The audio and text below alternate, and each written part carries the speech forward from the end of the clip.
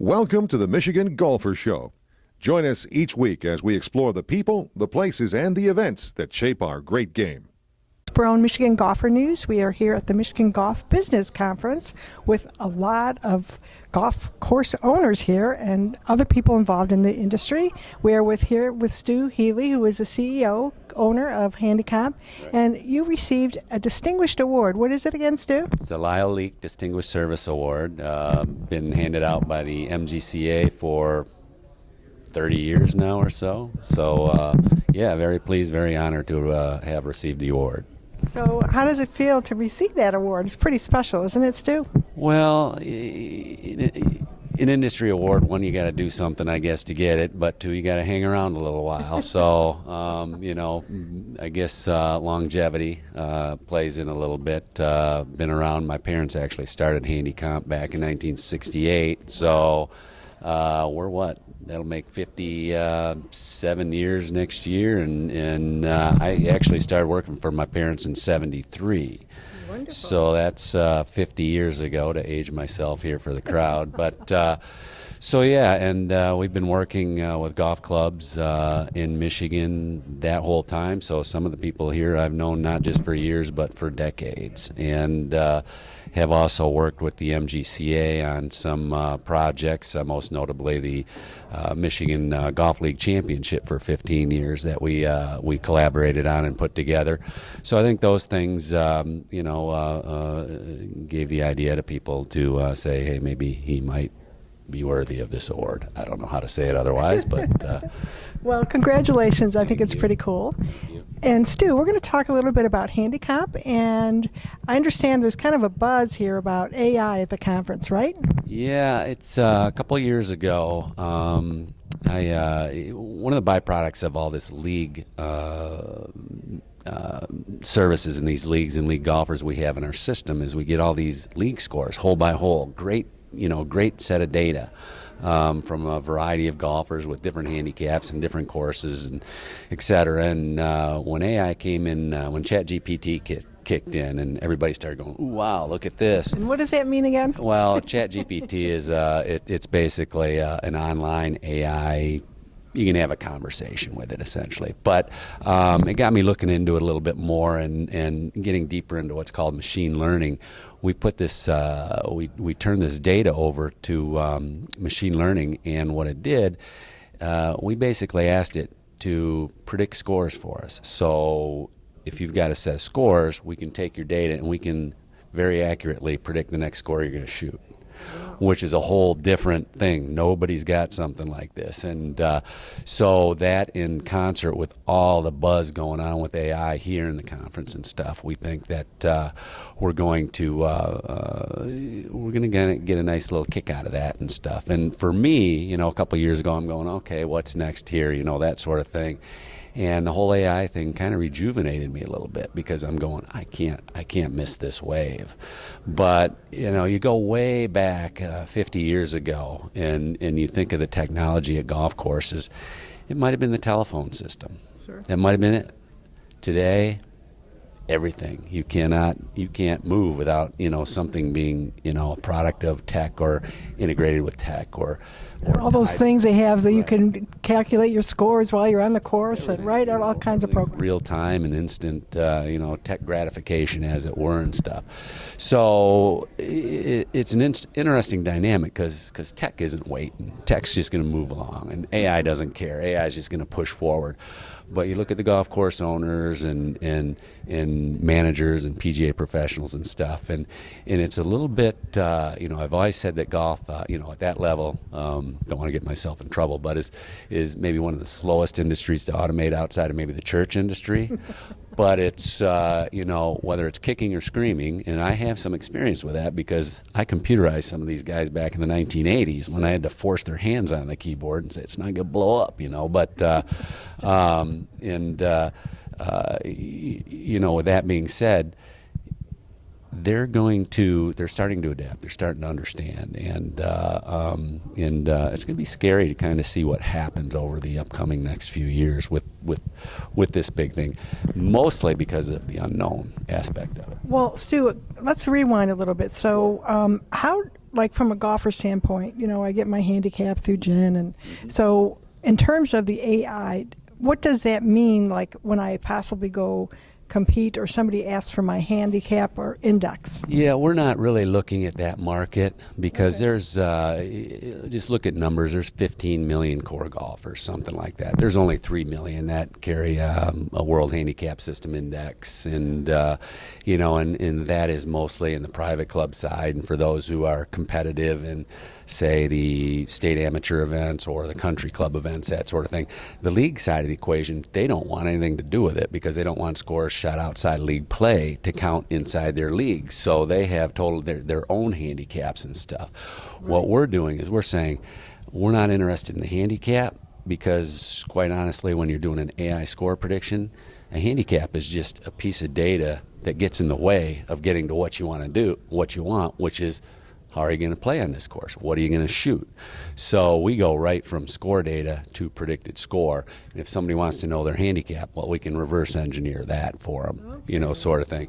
So if you want to play in, here in Michigan, the Michigan Am or something like that, where you need a handicap, by all means, go to the GAM, that sort of thing. We're not chasing that. We're looking at people who want to compete against themselves, because the thing with our score prediction is we predict every hole score. It's something I can show you. But so if you're playing 18 holes, you're going to get 18 predictions, and then they accumulate, and then you can play stroke play and match play against your own predicted score. So as I'm showing that around, people are going, that's pretty cool, because it's different, because people are, they'll play against their computer version of themselves, and they can do that, with nothing in their way. So let's say, for example, Oakland Hills, you want to go play the first time. So tell me how that would work exactly. Well, because we have so much data on so many different courses and stuff, we're able to rate courses. And if we don't have data for a course, like we don't have data for, Augusta National. Right. We don't. So we can't really rate it, so we fall back to kind of a standard thing and stuff. But if we have data for a course, we can rate that course, and if not, we'll fall back. But it'll adjust for the difficulty of the course and for the difficulty of the tee.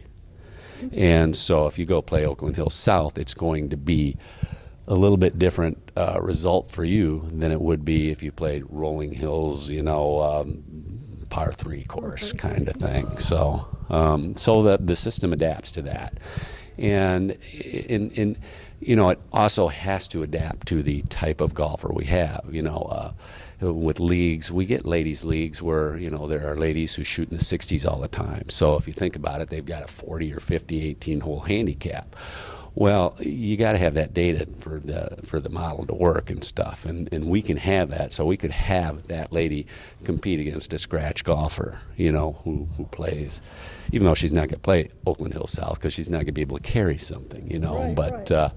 But that's so it's really kind of cool, and a lot of it comes from experience, having been in the handicapping business for 5 decades, you get a little bit of wisdom, you hope, on the subject that you can apply.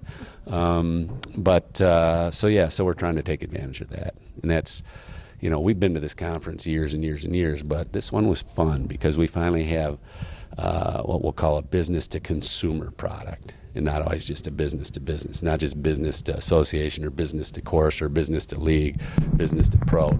This is business to golfer, because the golfer can take advantage of this. Right. So on that point, how do they get your service, or how do they? Well, a golf course can offer it to their golfers.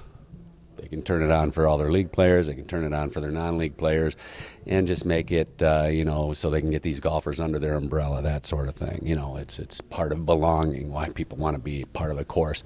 But we're hoping that there's a little viral aspect to it too, where just anybody, you'll turn on a buddy or something. We put a little button on there that says, "This is cool," or "For a friend," and then that person will say, "Hey, this is cool," and pay Do you see an app for it eventually? That's what we have. It You is have the app. So the app is actually an electronic scorecard. So you and I could go out. I could add you in. I could keep score for us both. You could follow along on your phone, and I could, if we had a buddy who couldn't make it, he could be hanging out at work or wherever and following along as well. And then we could each be playing against our AI self, but we could also be playing against each other. And that's how it works, and it's contained within the app.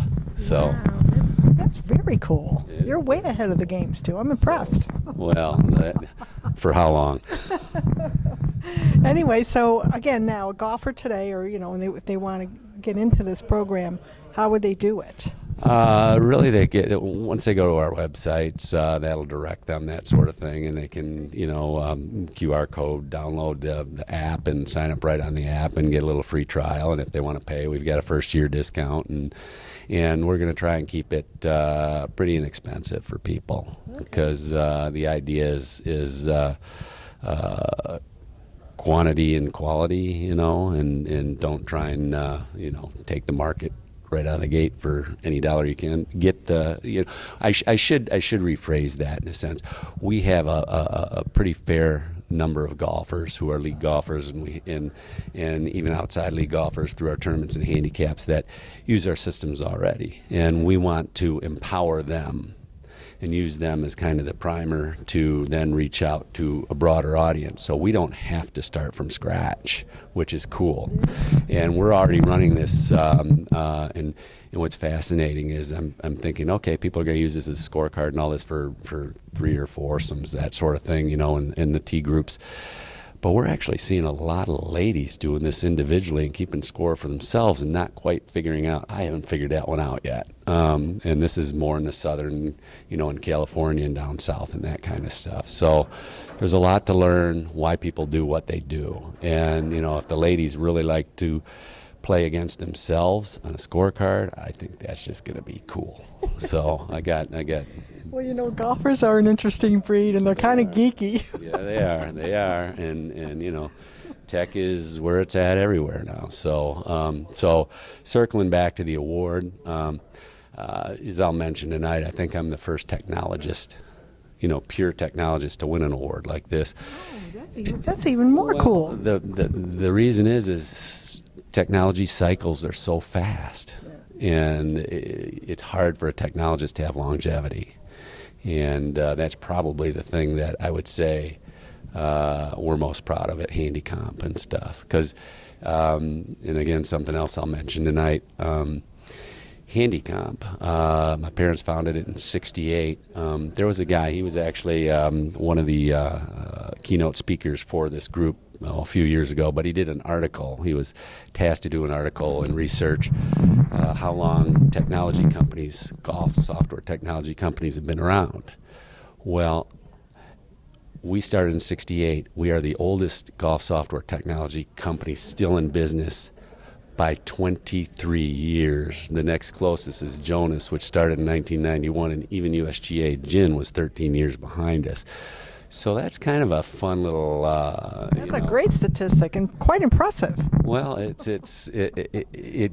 goes to adapting and changing and rolling with it, because technology 50 years ago dramatically different than what it is today. But and this is the coolest part of the whole award. I mean, that is the thing that I'm most proud of or honored by, and all that is having rolled through all those changes through all the years and the decades and adapted and changed and taken us from there to here. And so to that end, I'm proud, I guess I would say. So yeah. Well, I think it's also something you mentioned earlier. Golf courses aren't that quick to adapt, and obviously you had to kind of roll them along and educate them on the way, right, Stu? Well, we had to drag them sometimes kicking and screaming, but sometimes slow is good. And if things don't move too fast, then you can keep up with slow. And I think maybe that might be part of it, is we were able to keep up with slow in that sense. But with AI, things are moving so fast now. It's going to be quite the something, and I'm glad we're on the leading bleeding edge, as it were, right now with the score prediction stuff, because that's it's different, and I think it's going to catch some fancies out there and do very well. Good. Well, Stu, thank you for being with us as always, and we wish you the best of luck with this new AI project, and congratulations once again on the award. All right. Thank you very much.